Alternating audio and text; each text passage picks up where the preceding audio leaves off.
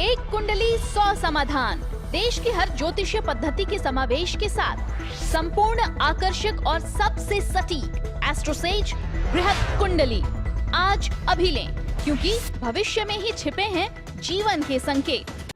जय श्री गणेशाय नमः। दोस्तों, स्वागत है आप सभी का दुनिया के नंबर 1 ज्योतिष यूट्यूब चैनल एस्ट्रोसेज टीवी पर।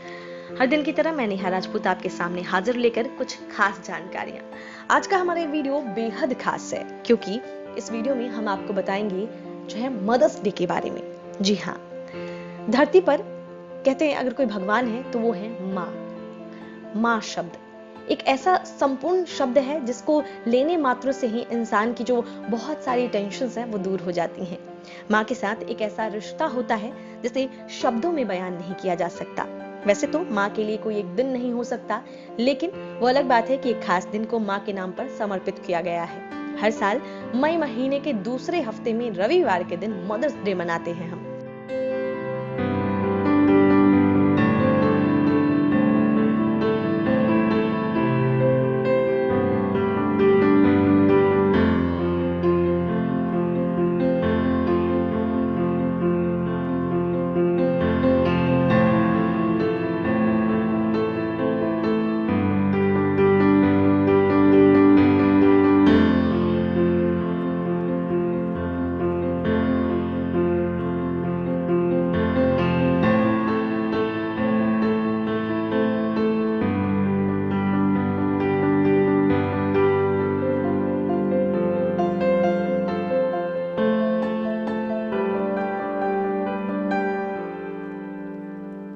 यह बात बतलाने वाली नहीं है कि अपनी सारी परेशानियों, दुखों को एक तरफ कर अपने बच्चे की हर खुशी का ध्यान रखती है माँ। मदर्स डे का दिन लोगों को अपनी माँ से जुड़ी भावनाओं को जाहिर करने का मौका देता है। इसीलिए इस खास दिन को और भी खास बनाने के लिए चलिए बताते हैं आपको क्या करना चाहिए और किस तरीके से ये खास दिन आप और भी अच्छा बना सकते हैं अपनी माँ के लिए।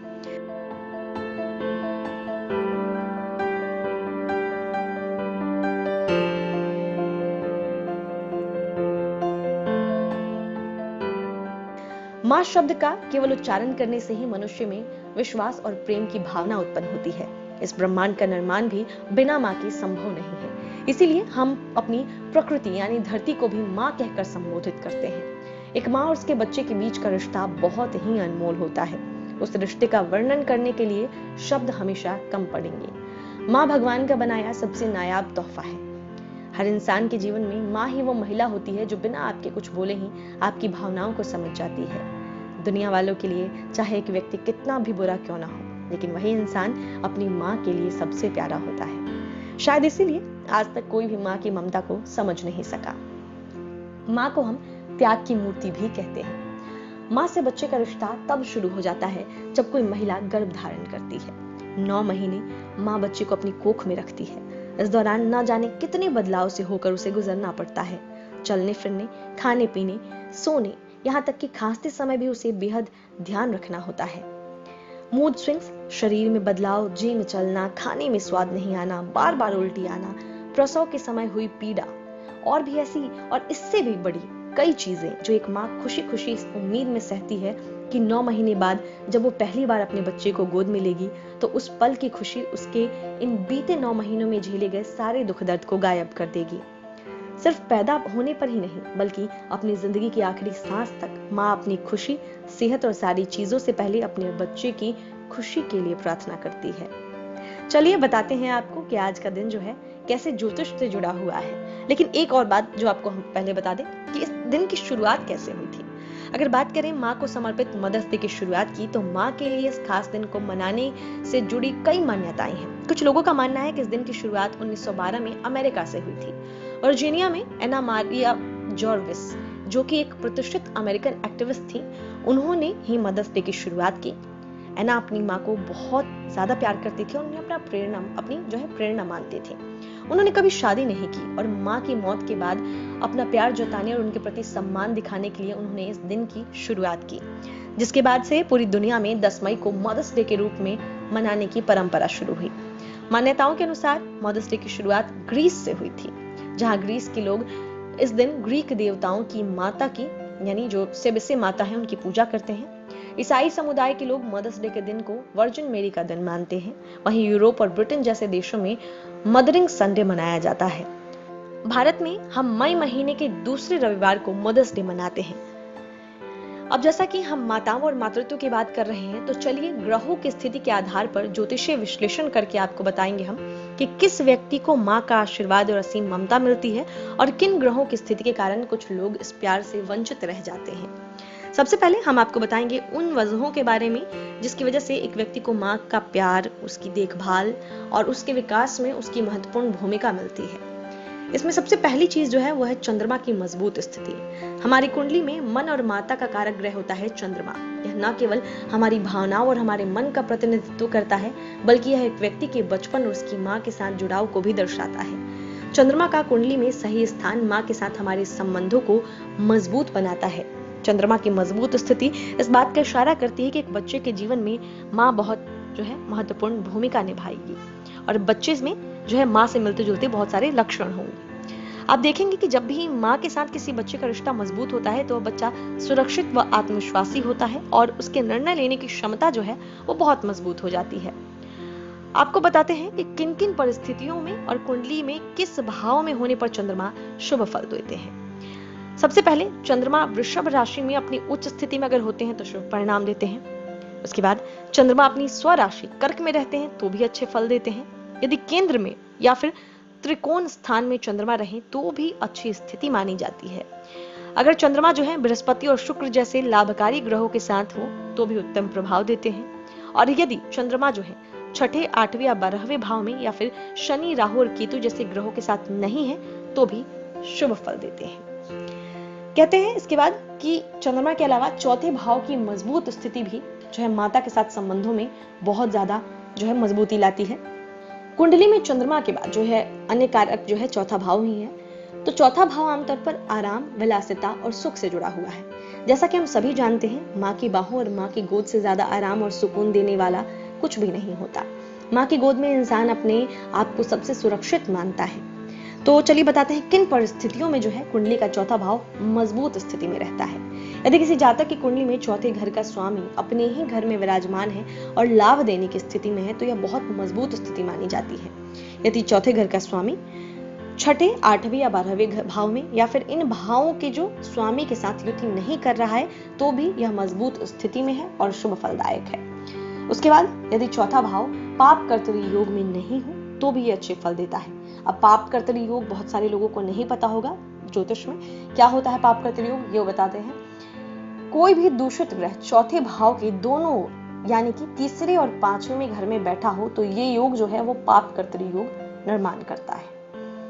यदि चौथे भाव का स्वामी चंद्रमा, बुध, शुक्र और बृहस्पति जैसे लाभदाता ग्रहों के साथ युति करता है तो व्यक्ति को अच्छे परिणाम मिलते हैं। तो जो है इन परिस्थितियों में चंद्रमा जो है मजबूत स्थिति में होता है।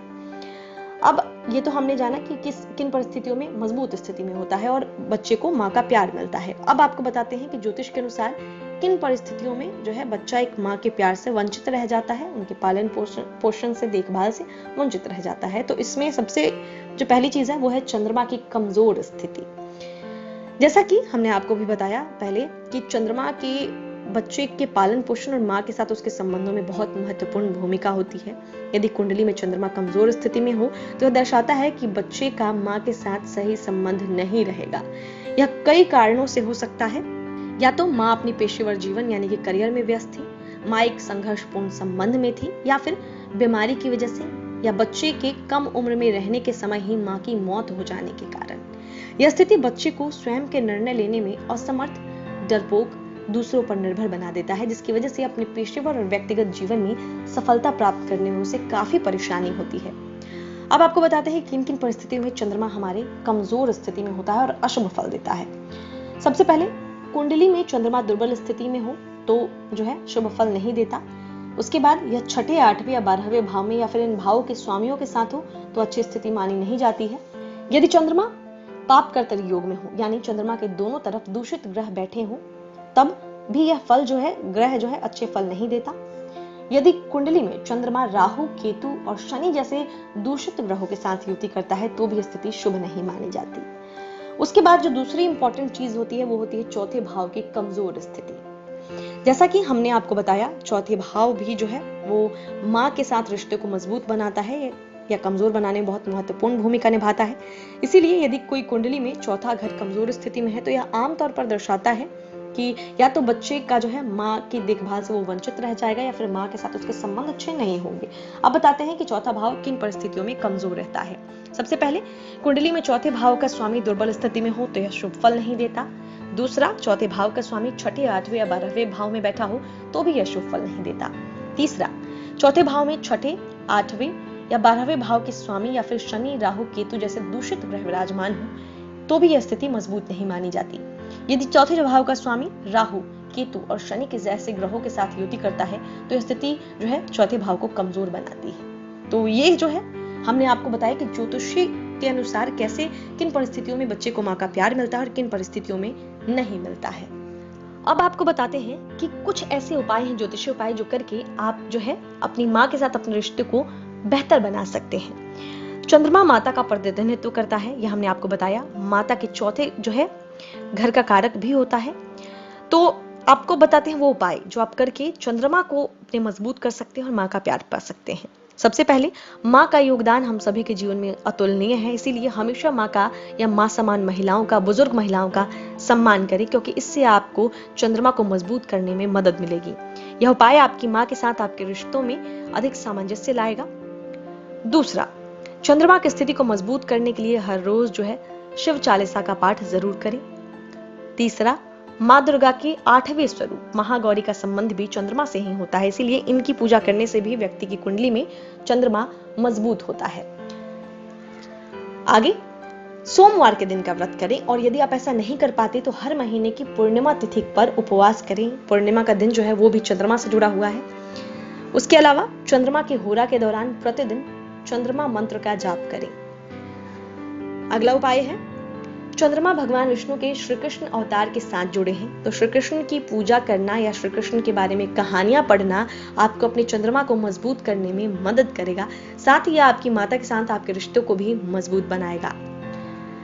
अगली उपाय है, गाय को हिंदू धर्म में माता कहा जाता है, इसीलिए गौ माता के साथ समय बिताना या उन्हें खाना खिलाना भी आपके चंद्रमा को बेहतर बनाने में मदद करेगा। हमारा अगला उपाय है, चांदी के बर्तन या चांदी के गिलास में पानी पीने से भी शुभ फलों की प्राप्ति होती है और माँ के साथ बेहतर संबंध बनते हैं। तो ये कुछ उपाय हैं, ऐसे ज्योतिषीय उपाय, जिनको करके आप अपने चंद्रमा को मजबूत बनाएंगे, और चंद्रमा जब मजबूत रहेगा तो माँ के साथ जो आपका कनेक्शन होगा वो और भी मजबूत होगा। आज मदर्स डे पर एक कार्य जरूर करें, और वो यह है कि जैसे हम नवरात्रि के समय माँ दुर्गा से अपनी पूजा में के दौरान हुई भूल चूक के लिए माफी मांगते हैं, वैसे ही आज अपनी माँ से भी जाने अनजाने में उनका कभी आपने दिल दुखाया हो तो उसके लिए वो माफी मांगे और अपना प्यार दें। साथ ही कोरोना काल में इस समय में जो है अपने अपने घरों में रहते हुए इस दिन को अपनी माँ के साथ बिताएं और इस दिन को उनके लिए खास जो है बनाएं। तो उम्मीद करते हैं ये जानकारी हमने आपको मदर्स डे से जुड़ी दी हुई है, ये आपको पसंद आएगी। हमारे साथ जुड़े रहने के लिए आपका बहुत बहुत धन्यवाद। आप सभी को मदर्स डे की ढेर सारी शुभकामनाएं।